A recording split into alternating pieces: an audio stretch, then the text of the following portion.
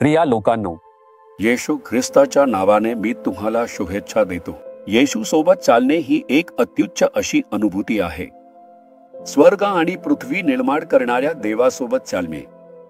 दोन जण एकत्र चालताना पाहिलं का तुम्ही? ते बोलत बोलतच जातात। मग जर आपण येशू सोबत चालत असू तर त्याच्याशी बोलत बोलतच आपलं जीवन प्रवास चालू असतो। आपण त्याच्याशी बोललं पाहिजे आणि तो आपल्याशी बोलला पाहिजे। हेच खूप महत्वाचं आहे। तुम्ही आज प्रभू सोबत बोललात का? तो तुमच्याशी जे बोलला ते तुम्ही ऐकलं का? म्हणूनच प्रार्थना करताना एकांतात देवाच्या सान्निध्यात बसल्यावर आपण प्रभू आपल्याशी बोलतोय हे जाणवू शकतो।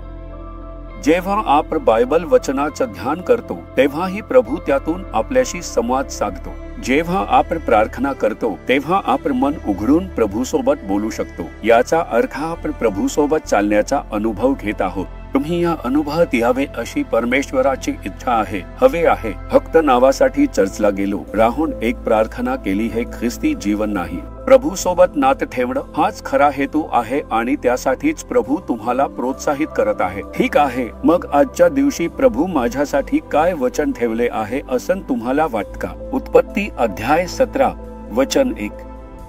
वचनात देव अब्राहमाला दर्शन देतो आणि त्याच्याशी बोलतो। मी सर्वशक्तिमान देव आहे, माझ्या समक्षतेत चाल आणि सात्विकतेने राहा असं प्रभू म्हणतात।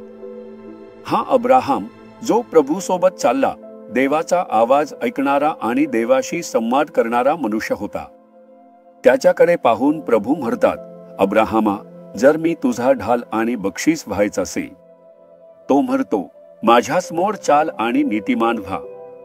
निर्दोष असणं म्हणजे काय?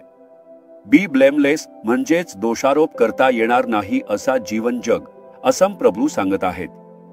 आपण ज्या जगात राहतो तिथे आपण कुटुंबात राहतो, ऑफिसला जातो, शाळा कॉलेजला जातो आणि प्रत्येक जण वेगवेगळ्या प्रकारच्या कामांमध्ये गुंतलेले असतो।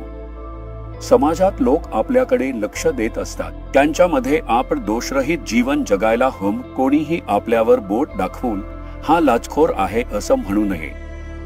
फसवणूक करणारा आहे, ती एक रागीट स्त्री आहे। ही दुष्ट बाई येते आणि तिच्या सासूवर प्रेम करते नाही, ही तीच आहे जी तिच्या सुनेला पळवून लावते आणि त्रास देते। तिच्या नव्यासाठी आहे, त्याच्या पत्नीवर प्रेम करतो जी आज्ञाभंग करणारी आहे नाही। अशा प्रकारे दोष देण्यासारखं काहीही आपल्याकडून होऊ नये। आपलं आयुष्य दोषरहित असावं, असं असावं की कोणीही आपल्यावर बोट ठेवून आरोप करू शकणार नाही।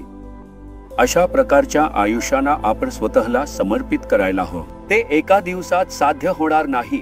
आपण सातत्याने प्रार्थना करत राहिलं पाहिजे। प्रभूच्या सान्निध्यात देवाच्या दृष्टीने आपण निर्दोषपणे जगायला हवं। माझ्यासमोर चाल आणि तू निष्कलंक राहा असं प्रभू सांगत आहेत। माणसं काहीही बोलू देत, काहीही म्हणू देत, त्याचं काही महत्व नाही। देवाच्या दृष्टीने आपण निर्दोष आहोत का? हाच खरा महत्वाचा मुद्दा आहे।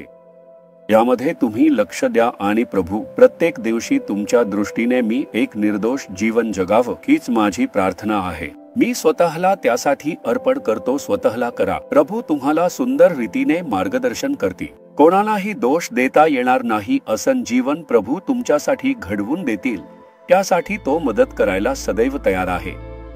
आज तुम्ही म्हणाल का, प्रभू मीही तुमच्या समोर नेहमी एक चांगला माणूस म्हणून राहायला हवा, निष्कलंक जीवन जगायला हवं, मी स्वतःला अर्पण करतो असं सांगा। मग प्रभू म्हणतील, मी तुझ्यासाठी एक बलवान आधार आहे, एक महान ढाल आहे।